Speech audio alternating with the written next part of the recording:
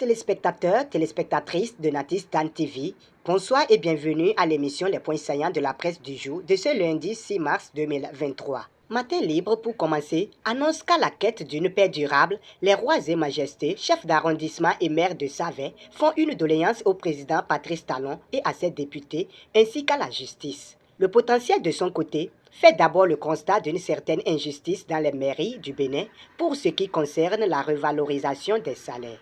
Puis le même quotidien cite « L'usage de la force n'est pas à promouvoir », dixit Patrice Talon sur LCI au sujet de l'invasion en Ukraine.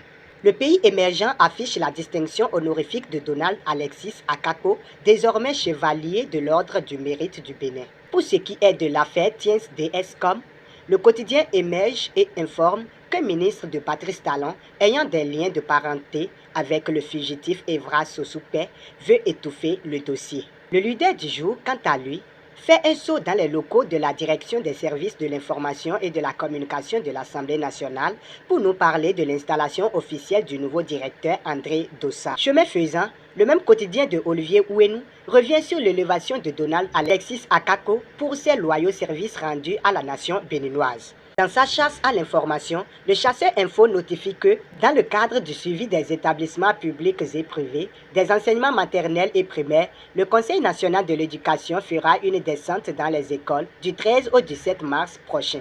Toujours dans le domaine de l'éducation, le même quotidien nous apprend qu'à l'université d'Abomey-Calavi, ça grogne au département des lettres modernes et que s'agissant des examens professionnels au ministère des enseignements maternels et primaires, les inscriptions au CAP et CEAP 2023 démarrent ce lundi. Le quotidien Fraternité expose l'intégralité de l'intervention du président béninois sur la chaîne LCI. De là, l'autre vision énumère les raisons du choix du Bénin évoqué par Patrice Talon pour le retrait des troupes russes de l'Ukraine. Pour le quotidien Les Pharaons, malgré son amitié avec la Russie, le Bénin a pris position sur la guerre en Ukraine.